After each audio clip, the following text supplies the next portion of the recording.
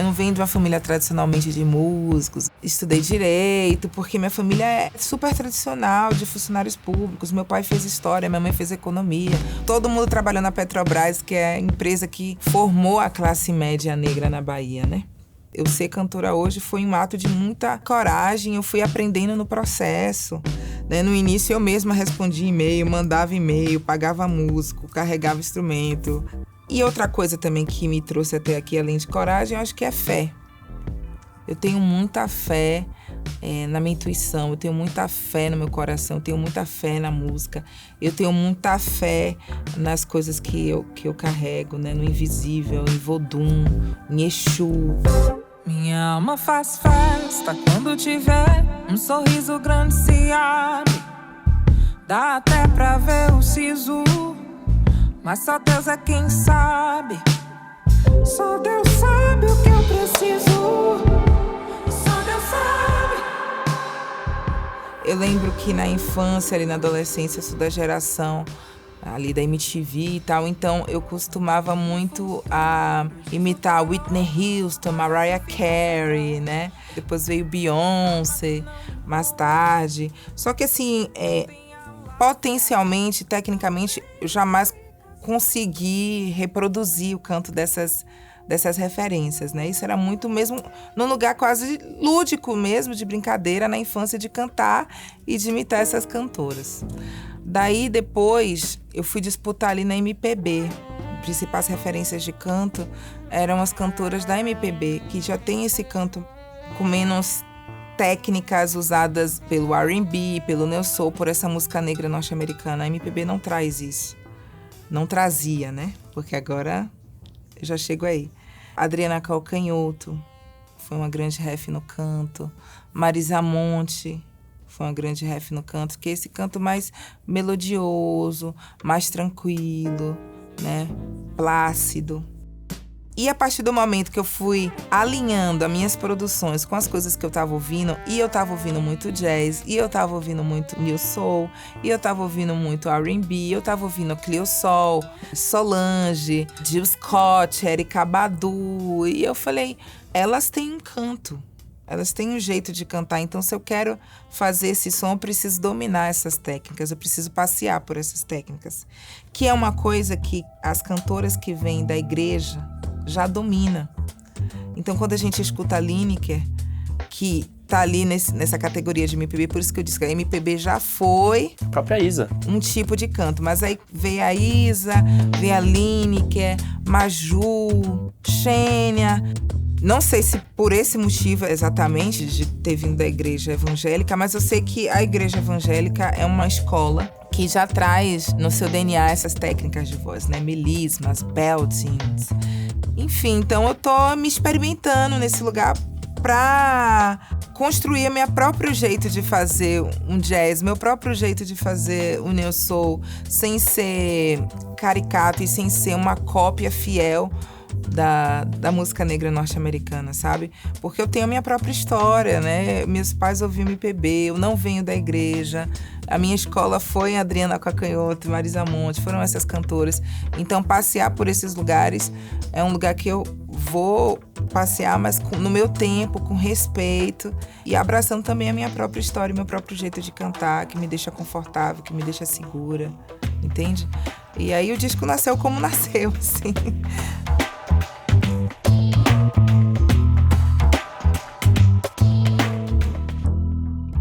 Eu fui feliz nos outros discos, eu fui feliz nos outros álbuns, me ensinaram muito. Foi desafiante, cada um foi desafiante de uma maneira, né? Bom Mesmo é Estar Debaixo d'Água me trouxe o desafio de ser mãe, de parir um filho e um disco num ano apocalíptico que foi a pandemia. Então foi um disco que veio carregado também de muitos medos, de muitas inseguranças ali, né? Com relação à minha carreira, com relação à minha própria vida. Eu danço a dança das tuas marés, eu danço a tua dança, eu danço a tua dança, ai, ai, ai. Foi um disco que nasceu com muita atenção e eu tirei muitas lições. Depois veio o Deluxe, que me desafiou como artista, né? Foi um disco que eu O meu disco que mais me aproximou do pop, de uma estética pop, tinha canhão no palco, tinha brilho, tinha um bandão, eu tinha coreografia, tinha 1000 diretores, cada um pra uma coisa, uma puta estrutura. Fique aqui apenas uma noite, que amanhã é dia de ir embora. Fique agora só mais uma vez. E aí, quando eu chego em Um Mar Pra Cada Um Antes Que a Terra Acabe, eu queria buscar essa Lued do começo. Porque em nenhum desses discos eu senti o que eu senti em Um Corpo no Mundo. Em Um Corpo no Mundo eu estava diante de um milagre. Tinha essa dimensão aquele disco. Tudo foi lucro. Todo o resto que aconteceu, de ter sido reconhecimento nacional, de ter sido bem recebido pela crítica, né, de ter de fato me tornado cantora e ter sido reconhecida a partir desse lugar, tudo foi lucro.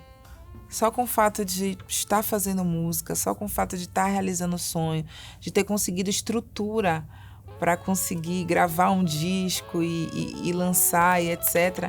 Aquilo ali era o suprassumo do contentamento para mim. Foi em uma quarta-feira, saí pra te procurar, andei a cidade inteira. Na medida que a gente vai trabalhando e lidando com o mercado, com a indústria, e todos os ruídos e todas as expectativas que você não sabe se são suas ou se você construiu a partir das expectativas das outras pessoas também, equipe, empresário, fã, e você vai se deixando atravessar por questões que pouco tem a ver com a música, que pouco tem a ver com aquele desejo inicial daquela criança, daquela adolescente, daquela pessoa ali, que sempre sonhou em cantar, porque aquilo curava, porque aquilo dava sentido de existência para a vida dela. Eu fui buscar a Lued do Um Corpo no Mundo para eu não me deixar esquecer porque eu faço música. E porque ela é cara para mim. E porque eu preciso proteger ela. Até de mim mesma. Do ego, das ambições, da vaidade, da pressa, né? Eu só cheguei até aqui porque eu confiei na música que eu fazia, porque ela me conduziu até aqui. Eu tinha tudo para ser qualquer coisa que eu quisesse. Eu tive pai, mãe, educação, e eu me deixei levar por alguns ruídos que me levaram a uma tristeza profunda, a inseguranças, a duvidar se eu sou capaz de ser cantora, se eu sou capaz de cantar, se eu tenho uma carreira limitada, sabe? De mexer em lugares na autoestima. E aí, Um Mar Pra Cada Um vem pra me afogar de vez de amor e dizer assim, olha, segura na minha mão e vai. Gamboa de pedra, barriga cheia, muqueca de peixe, maré enchendo, eu água e você dentro, eu água e você dentro, eu água. Eu só fui escrevendo. E foram nascendo as canções, e foram nascendo as canções, e foram nascendo as canções. Quando eu vi, eu tava com muitas canções, e eu precisava fazer com que elas dialogassem uma com as outras. Então eu fui percebendo quais canções dialogavam mais, quais canções faziam sentido de estar perto uma da outra, para construir essa narrativa, para construir esse disco, que até então ia ser um disco só. Nesse desafio de fazer com que elas fizessem sentido, que eu compreendi que não. Tem um disco aqui que já está pronto. Um Mar Pra Cada Um nasceu primeiro. E aí eu fui construir outra história, que foi Antes Que a Terra Acabe. Porque Um Mar Pra Cada Um, ele se impôs, assim, né? Meu coração é uma bússola, me diz onde é que te encontro, vou te contar um segredo. Eu gosto de criar um universo com discos. Todos os meus discos são assim. Todas as minhas canções do Um Mar Pra Cada Um eu falo de busca. Cadê você? Onde está você? Você é a rota. E esse amor é o amor romântico, é o amor da amizade, é um amor numa perspectiva de amor pela minha humanidade, de me reconhecer como humana, né? É um amor na perspectiva divina, né? O amor espiritual, o amor de Deus que me acolhe nessa minha busca, né? Então, tem várias dimensões ali desse amor. E aí, em Antes que a Terra Acabe, eu revelo quais foram os caminhos, até onde eu cheguei, o que eu fui capaz de fazer para conseguir dar conta dessa demanda, dar conta dessa busca, dar conta dessa carência. Quero que você me toque antes que o mundo acabe, antes que qualquer um note o jeito que você me olha. Você deve ser da palha. Eu tô em Antes que a Terra Acabe sendo uma mulher ordinária. Eu saio desse lugar divino, espiritual, filosófico, reflexivo e tô sendo telúrica. Então é um disco profano, é um disco terreno, é um disco... Inclusive ele tem outro som, né? Ele é mais quente, ele é mais sexual, ele é mais humano mesmo, assim, sabe? Mais ordinário. Quando eu vou pra Antes que a Terra Acabe, eu percebo que tem esse diálogo com o desejo, com a expressão do meu erro, né? A revelação do meu erro, a revelação do meu desejo. Essa expressão mais carnal. E percebi que é isso, são 2 discos que têm a mesma essência, que têm a mesma temática, que é o amor.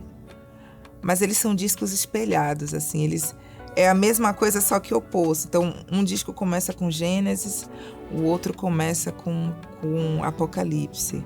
Aí um disco é mar, o outro disco é terra, né? E aí eu fui percebendo essas conexões. Eu falei, nossa, é realmente um disco geminiano. É assim. isso que eu ia falar, disco juro geminiano. que eu ia falar exatamente isso agora.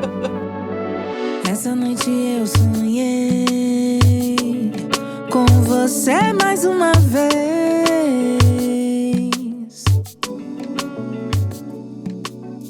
Você surge com um hit muito grande, né? Muito forte. E isso é uma coisa que muitas vezes alavanca, muitas vezes pode ser um limitador de muitas carreiras, né? Sim. De você ficar limitado àquilo e passar a vida inteira buscando aquilo de alguma maneira. Hit.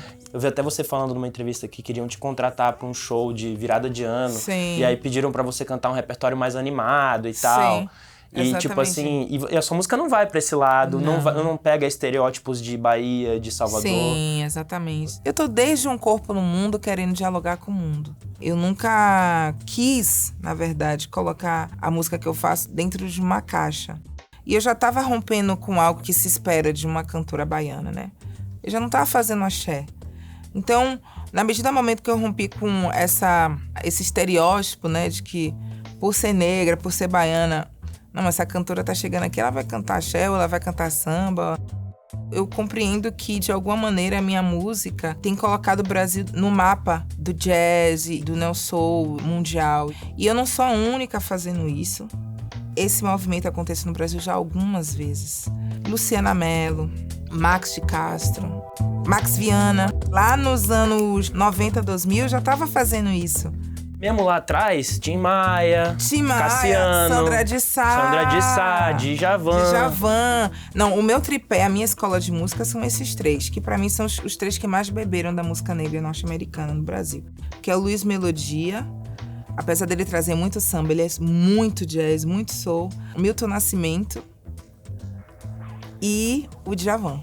O que eu acho que falta no Brasil é a gente situar isso como um movimento. A mídia e a indústria ainda não conseguiu criar e assumir essa categoria, né? Então aí entra ali na música urbana, ou enfim no MPB, enfim até no pop. E não estão fazendo isso, eles estão fazendo neo soul, estão fazendo R&B, estão fazendo jazz.